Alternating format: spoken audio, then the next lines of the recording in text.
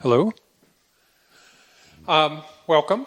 I'm Marv Westwood, or filling in for him, one of the two, I can't remember. I'm Grant Charles from the School of Social Work at UBC here. And I'd like to welcome you to this evening, which is part of the Psychological Trauma and Resilience series, co-sponsored by Green College and the Emeritus College. Alex tonight is going to be talking about pathways to success, exploring veterans' experiences, and it's his recent dissertation results. I was quite honored to be one of the examiners on that.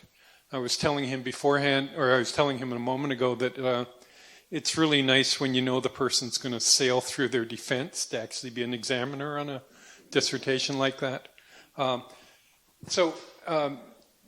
Alex works in K to 12 in one of the schools in the area. Yes, a local independent school. That's right. Yeah. Yeah. And I think I'll just leave the introduction at that. We'll have a presentation for roughly an hour, and then questions and answers, and then a reception afterwards. Okay. All right. Welcome. Thank you. Sorry, and I want to acknowledge that we're on the traditional and unceded territory of the Musqueam people. Thank you. All right. Thank you for that, Professor Charles. All right. All right, so I have the distinct privilege of sharing the stories and experiences of veterans who I was able to interact with throughout my dissertation research. And throughout it all, what really struck me was really the ebbs and flows of their stories and their experiences. So let me backtrack a bit first before I get started here. So my journey really began with kind of my master's research, so to speak. So I've got my little diploma hat there. Basically, I was always interested in the transitional experiences of unique cultural groups that coexisted on post-secondary campuses. So within my master's degree, it was those from China in particular. And for whatever reason, I'm in particular drawn to when individuals transition amidst possible challenges or difficulties, and understanding how come some individuals are able to overcome obstacles in their lives, while others perhaps unfortunately succumb to some of their difficulties, or actually are unable to just bounce back, or quote-unquote become resilient. And so I was fortunate enough to, at that time, also interview a group and kind of understand some of their strategies, some of the support systems that they had in place, as well as some of the various factors, quote-unquote, to actually support these students through their experiences. And even in my clinical work right now, one of the most pronounced challenges that I'm encountering is, again, supporting students amidst the transitional experience of whether it be coming back to school after prolonged absence, for instance. And this could be due to mental illness, this could be other mental health concerns. Whatever the circumstances is actually, again, facilitating that process of coming back and finding a way to re-engage with the school community. And so back in, I want to say roughly 2018 now, at this point, it's 5 years ago. So this is actually a photo taken actually not too far away from here, I believe. So that's my hopefully lovely mug right there circled. I had the unique opportunity to work for the formerly known as Center for Group Counseling and Trauma.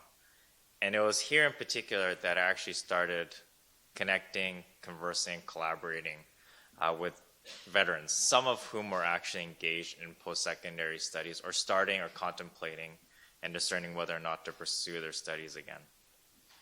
And it was in this discussion with these individuals that I was like, hey, maybe there's kind of a research idea here. Maybe there's some of their stories need to be perhaps explored upon, perhaps shared in some shape or form in order to hopefully highlight the unique aspects that come along with their experiences. And so what I found as I kind of dug through the literature was that we seem to be quite dominated by our neighbors down south. A lot of the literature seems to be dominated on veterans, and rightfully so. Their population is much bigger. They have a larger population overall, and a lot more veterans releasing into the civilian context. And so my research purpose really, first and foremost, was to really enhance, right? It was to enhance the existing literature, to incorporate more of a Canadian lens because it was different. The stories I was hearing from the Canadian student veterans was quite unique, and so I wanted to make sure we shed light on that as well. Another aspect was, again, what are the unique needs or perhaps desires of this population as well? That seemed to be somewhat of a gap in the literature overall. And then from that, the hope was, once again, to inform post-secondary institutions of ways to support veterans. But out of my research, there was also this really strong desire amongst the veterans themselves to support each other. This notion of, and it's alluded to in future slides, is notion of proving the ground. I tried to understand what that phrase or terminology meant. And what it truly highlighted was that veterans wanted to make sure that their fellow veterans were able to also succeed in some shape or form. They wanted to also lift them up and make sure that they were also prepared to undergo whatever trials or tribulations or challenges that may befall them as well. So this was kind of what really informed the dissertation overall. And so from that, I was fortunate to, again, interact with 8 student veterans all across Canada. So this happened during the peak of the pandemic. So that was the unfortunate side of things. Originally, I wanted to be a bit more locally based here throughout the various institutions in BC. But fortunately, I was actually able to connect across Canada and with individuals from the various areas of the Canadian Armed Forces. So they were Army, Navy, and Air as well. And they were both reserve members and a reg force. And again, each of the narratives, I tried to channel a specific title in collaboration with the participants themselves. And so as an example, Alan's narrative was this notion that each part of his life, whether it be enlisting or whether it be pursuing post-secondary studies or whether it's life after post-secondary studies, was a sense of adventure for him. And for him, I caught him right in the midst of this sense of adventure of engaging in his post-secondary studies. Another person that I can highlight here, for instance, is Jason's narrative and his ardent desire to share about his experiences in Afghanistan in particular. And I'm jumping the gun here in terms of the quotation, but it's basically, he wanted it not to be lost in the history books. He wanted the experiences of the Canadian veterans and anyone else who was involved not to be forgotten. And that was something he really wanted to share. And to this day, he's a teacher now, and even within his classroom, he continues to find ways to incorporate his own experiences to his students. And again, like I mentioned, prove the ground. So this was Zach's narrative and this whole notion of supporting your fellow veterans and not just for yourself as well. I was fortunate, again, to also connect with individuals who had deployment experience. So 6 out of the 8 actually had deployment experiences as well, particularly to Afghanistan, but to other areas and other tours. So this is, I guess, the question of the day. How do we arrive at quote-unquote success? Unfortunately, I don't think this is quite a surprise, but there is no clear-cut response to this. And part of the complexity behind this question truly involves the fact that each individual perhaps ascribes their own definition or meaning to success itself. So one of the hallmarks of my research with the participants was I actually got them to define what success meant to them. So for some, it could be as simple as actually completing their degree, being able to complete their program, or achieve that certificate at the end. For others, it actually more so pertained to interactions and being able to connect with their civilian counterparts and to be able to actually work alongside them and building those healthier relationships with one another and not just within a military context. And then while for others, it could also just relate to career advancement. So some people were able to perhaps use their post-secondary degrees and actually further their career, possibly even within the Canadian Armed Forces still. Ultimately, there is no singular pathway. And if there is a message that I can truly stress, it is that it's vital to understand what defines success for the student veteran you may be interacting with. Is important to not impose a definition onto them. And so I'm not going to bore you with the details of the actual research, but overall, we created these themes. And I want to focus in particular on after assessing post-secondary readiness. So themes of military baggage, division, and discord. The first 2, in order to kind of create the snapshot, the first 2 are what we can say hinder or affect the capacity for student veterans to cultivate a sense of resilience. Whereas the latter 3 are what I hope to instill in terms of implications and suggestions to promote resilience and also to promote the internal capabilities of each student and veteran as well. And so we use this term military baggage. I'm borrowing from Dr. Westwood here and his own background as well. But military baggage, as a term within this research, was meant to describe experiences from their military career that perhaps appeared burdensome and actually affected their capacity to transition into a post-secondary context. And so I just wanted to briefly cover each of these potential sub-themes. So the notion of being hypersensitive or hyper-aroused really applied to those particularly with combat or tour experiences. And it really described this acclimation process to being in a state of constant readiness, particularly for battle. And so I borrow a quotation from Tyler's story of being switching on and being ready for combat. And he jokingly says you go from sitting around smoking, joking, and then all of a sudden being ready to hurt someone right away, for instance. And so he especially stresses this is not a normal process, but this was something that he had to acclimatize to during his deployment. And so it affected his transition into post-secondary because subsequently he highlights this, is that he could actually become so fixated or become so narrow-minded, particularly if he became activated in conversations with others. And so for him, he kind of needed to take a step back. He recognized that this was not a healthy interaction at that time, whether it be with his peers, whether it be with professors or lecturers. But he recognized that this came from his own tour experiences, and this kind of stemmed from that as well. Now, the preoccupation and fixation with overseas tours, or tour rather, really pertained to some of the participants who disclosed that they did not necessarily have a sense of resolution regarding their tour experiences and continued to trouble or preoccupy them while they were completing their studies. Within my clinical realm or within some therapeutic circles, we have a term for this is unfinished business. And basically, there remains this strong, unresolved tension in one's life that can impact one's functioning. And so I borrow again a quotation from Jason's narrative here. In the sense of, for Jason in this context, it was basically he couldn't have this sense of job completion. His tour, for whatever reason, he was reallocated in terms of a different area for some context here. And I bolded the quotation of, I didn't have a chance to do my job, or I didn't fulfill my role as an infanteer. And so for him, even coming back, even though he was engaged in studies, he wanted to go back right away. He wanted to head back and be able to actually translate the experiences that he learned within that context once again. And then the other sub-theme that emerged also was this notion of mental health, and more so the mental health stigma. So this related to participants who were perhaps more skeptical with addressing mental health concerns, particularly while they were pursuing their post-secondary studies. Partly because of their own military background. So Parker alludes to this notion that there was perhaps this concept, rightfully or in reality or not, but for him the perspective was that if you got pegged for a mental health concern, your military career would quote unquote come to a screeching halt in that instance. There was a strong stigma attached to that as well.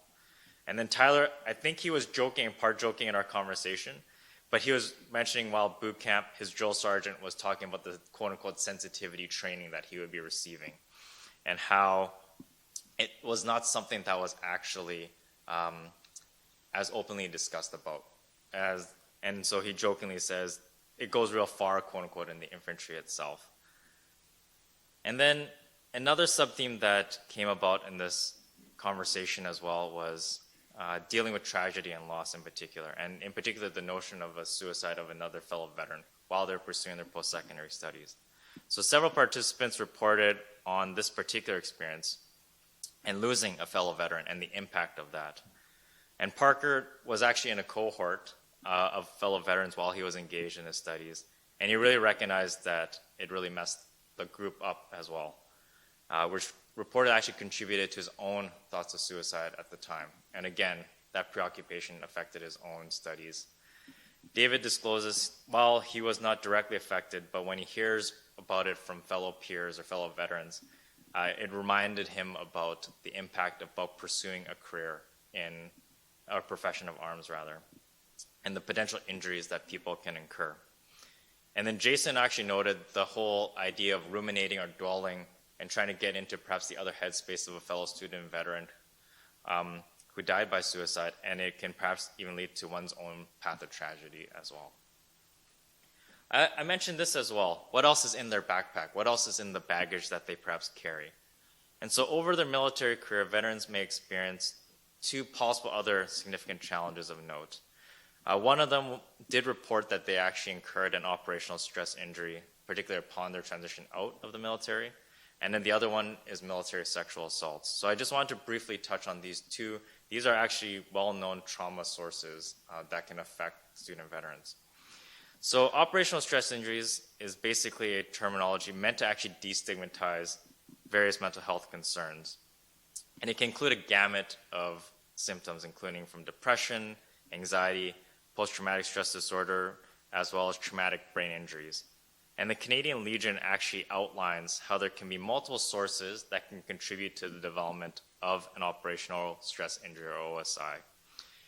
This could be one's own predisposition towards developing it, witnessing or experiencing traumatic events, including a sense of helplessness, or witnessing or experiencing horror and terror at the same time, overall fatigue and exhaustion, grief or loss in any shape or form, whether it be one's military career, whether it be one's fellow veteran, whether it be whatever it may be, as well as what's called a moral injury as well. Again, it's also important to recognize that OSIs can be heavily stigmatized in the public, particularly PTSD. Now, the stat I want to raise, and this is a bit dated actually, so I apologize for this stat here at the time, but with respect to military sexual assaults, a survey was conducted where 1.7% indicated in the Canadian Armed Forces that they had experienced some form of sexual assault, whether it be non-consensual touching, non-consenting sexual activity, or sexual attacks. What was noteworthy about this statistic, though, is that this percentage was actually higher than the general population. So again, this is something else that could be in their backpack. This is something that could be, again, bringing forward into the post-secondary studies. So the next theme, again, impacting the development of resilience is what we termed as division and discord. Really, these were just challenging post-secondary experiences that ultimately contributed to feelings of separation and isolation. And so we begin with these moments of disconnect. So these were experiences or events and interactions with members of the post-secondary community, including one's peers, again, lecturers, professors, as well as with the overall post-secondary institution itself.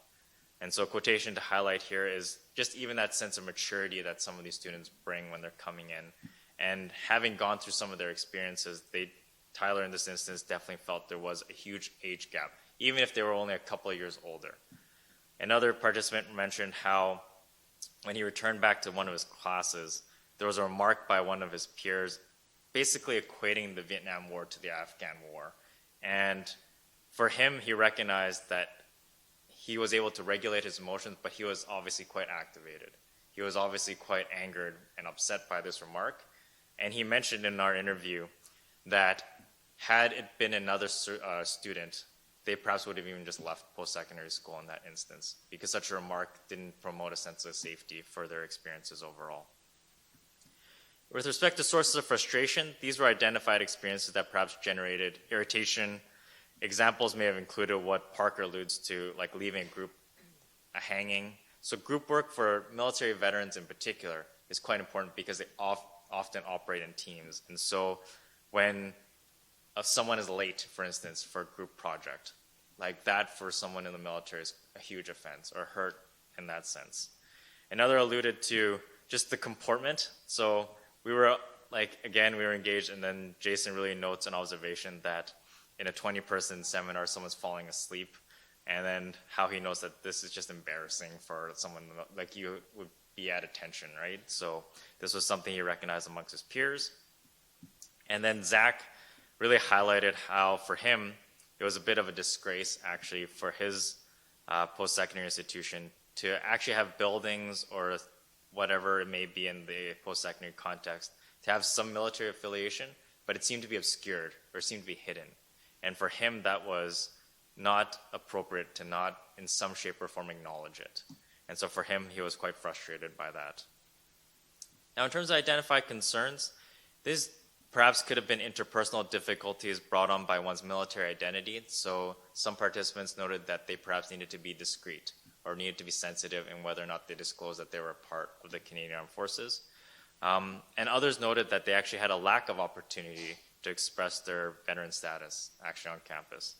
And so one of the participants remarked that when they aren't able to express a strong part of who they are, it ends up retreating back into more familiar, comfortable areas, whether it be the officer's mess, whether it be the Legion Hall, or whatever it may be. And so that information gets more confined and it doesn't spread out and it doesn't diversify the post-secondary context.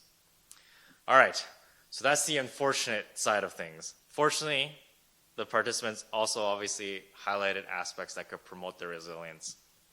And so we really begin with aspects that were important for themselves and what helped facilitate their own growth and understanding. And we really begin with the role of relationships. And so Parker, for instance, really noted that civilians actually helped him reintegrate. His fellow classmates who were not in the military, who perhaps pointed out an observation that, hey, it's perhaps not helpful to stick only with veterans. It's perhaps helpful to actually spread out and connect with other peers. And so that helped with his reintegration back into a post-secondary context. And for others, it was significant others, for instance, or partners along the way. So Alan mentions his own partnership with his partner at the time and how it seems to be a deeper level of commitment. And that also helps as a source of motivation for him to engage in his studies.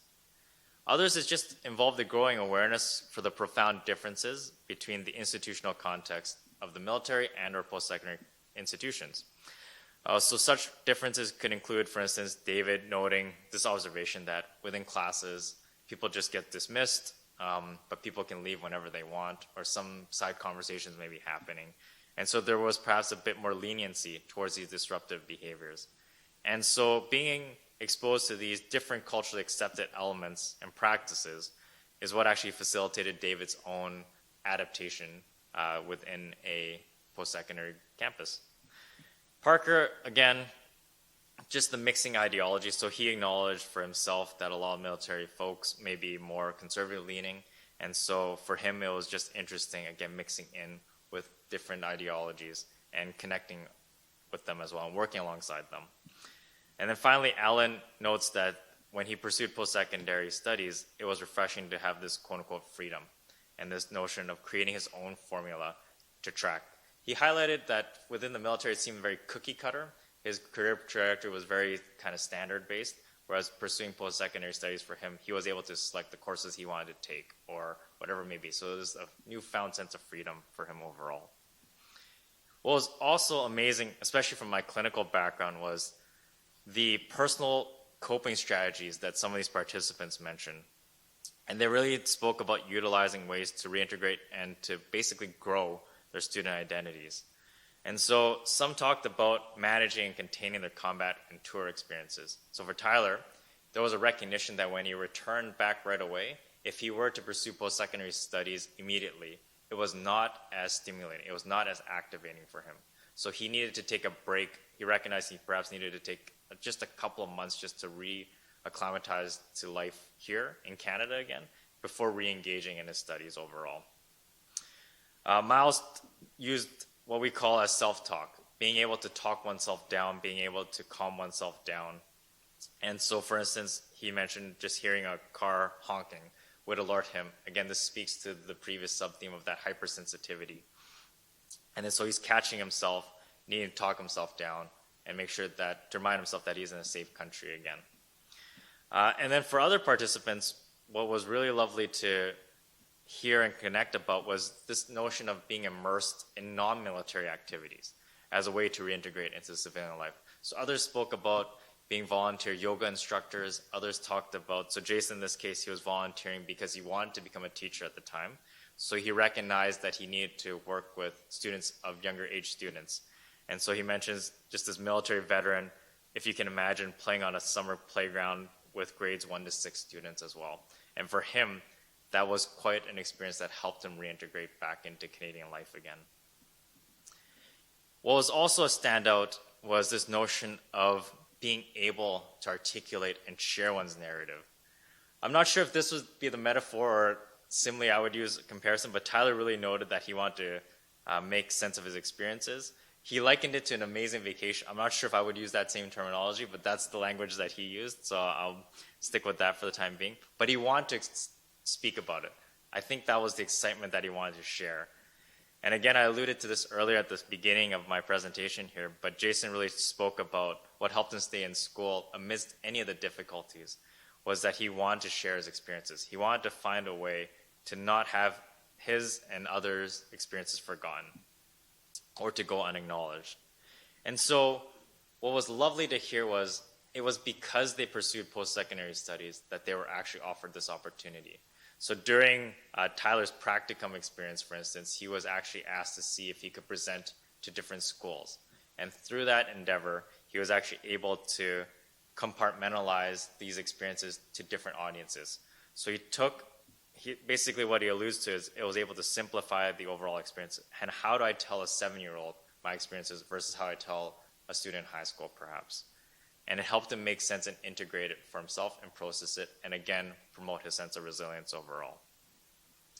Now, the only pieces I really wanted to speak about in this theme overall with respect to military career roles and helpful post-secondary experiences, the other two I'll touch on later on as well. But basically, while they may bring some very noteworthy stressors, as I've alluded to, and some significant challenges, what's also very helpful is that student veterans have a wealth of knowledge and competencies at their disposal that can support their transition into post-secondary context overall.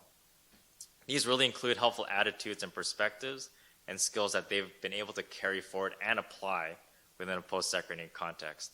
And so I love the fact that I would say like all of them, in some shape or form, they didn't have any stress about being on time or making sure that they were able to meet a deadline for them. They were able to hit all these targets because it was just such an ingrained part of who they were.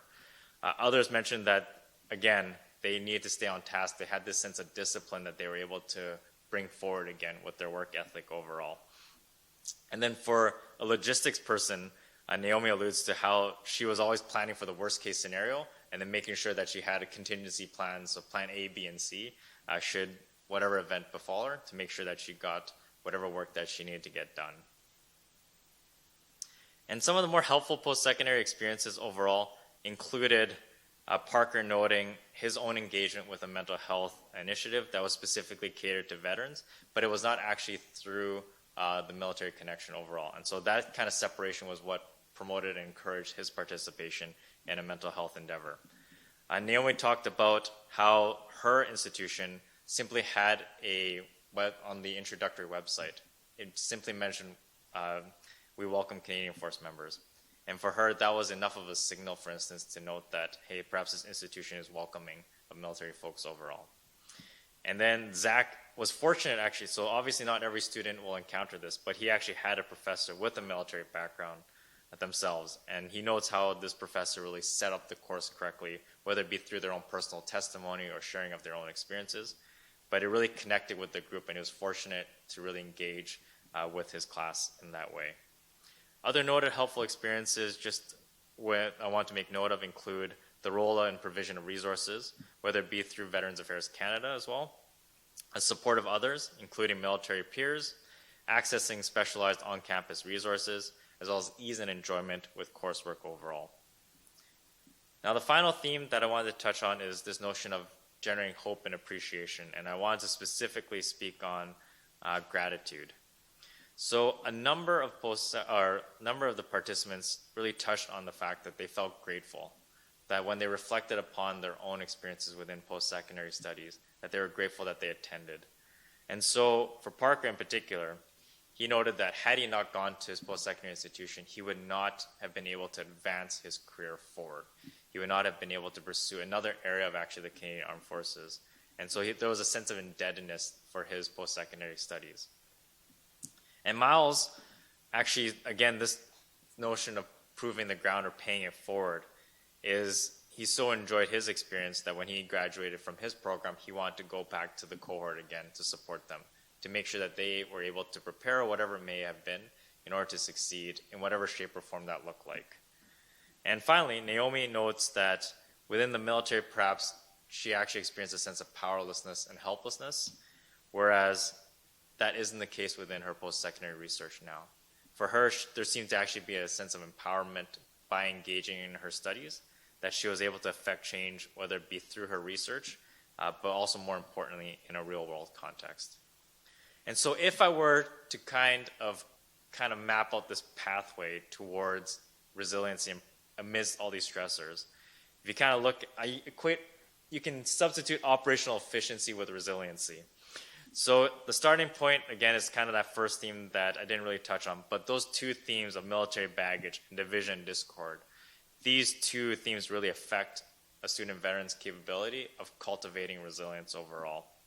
But what can help along the way and what can bolster their sense of resilience is, first of all, their own work, whether it be recognizing the cultural differences between the military and or post-secondary context, or it could be engaging in a therapeutic endeavor, or it could be navigating different interactions with one's peers. This helps that upward trajectory towards promoting what we quote unquote say a successful student, and then also finding ways to support themselves and or each other in some shape or form.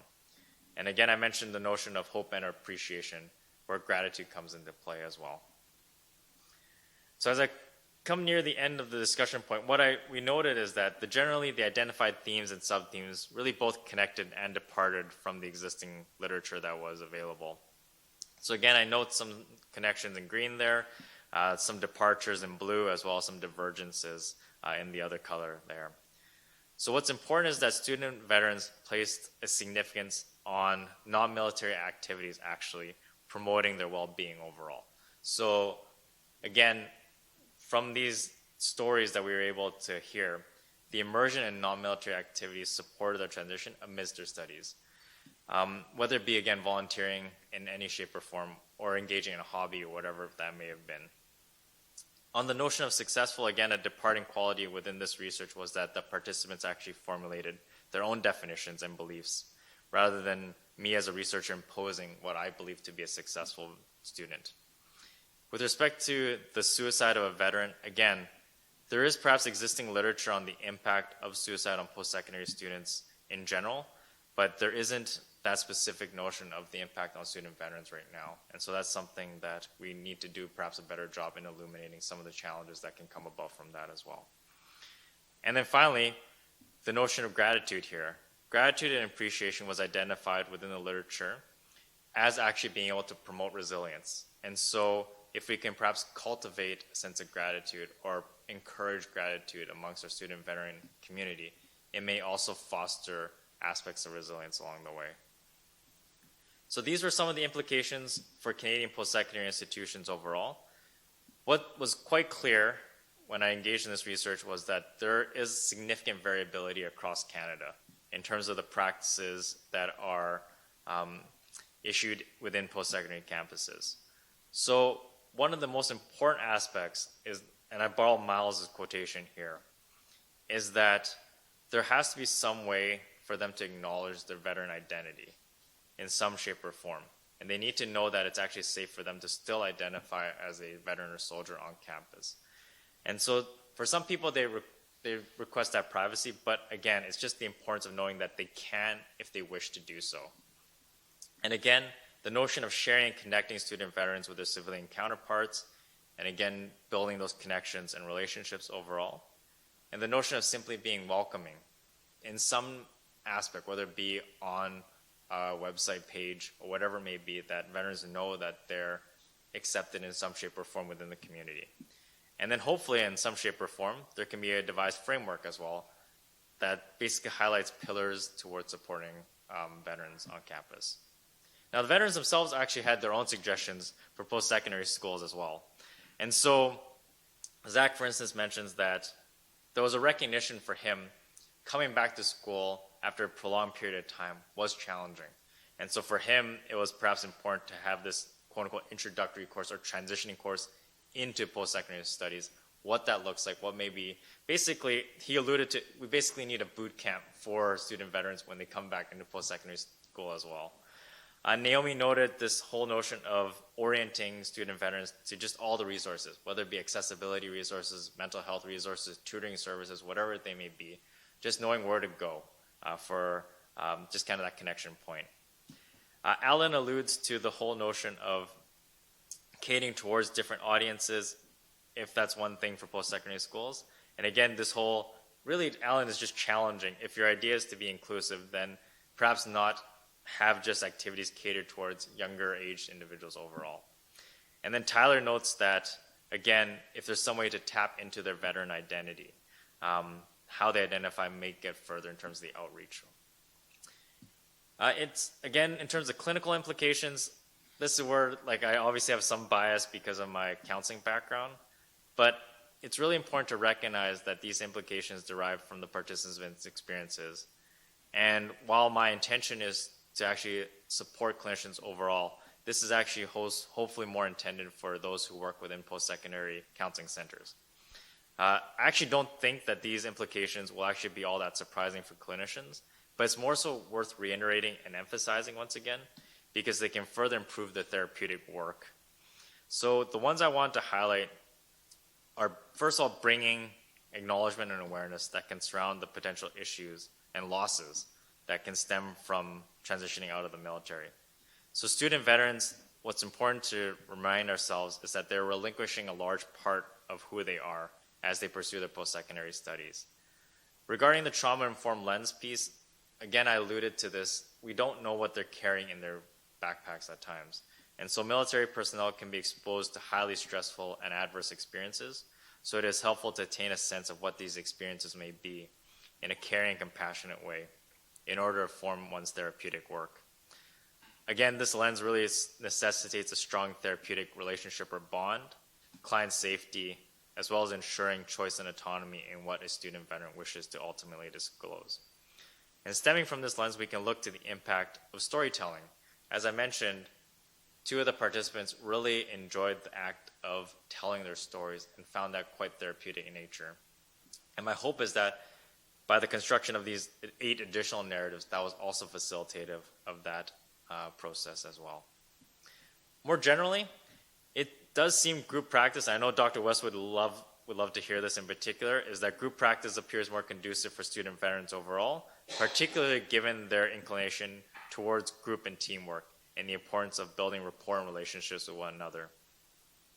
One of the other key pieces, again, is to perhaps demonstrate a sense of respect and recognize and validate and even affirm the individual strengths that they bring forward, which truly demonstrates that you recognize who they are in aspects of their military identity. And again, there is this adage that gratitude is the best attitude, and research truly does support that this perspective correlates with a sense of resilience overall. So where do we go from here? Well, again, my research was quite limited in terms of its scope, but I would have perhaps pursued further additional experiences with specific student and veteran populations, including those with specific operational stress injuries.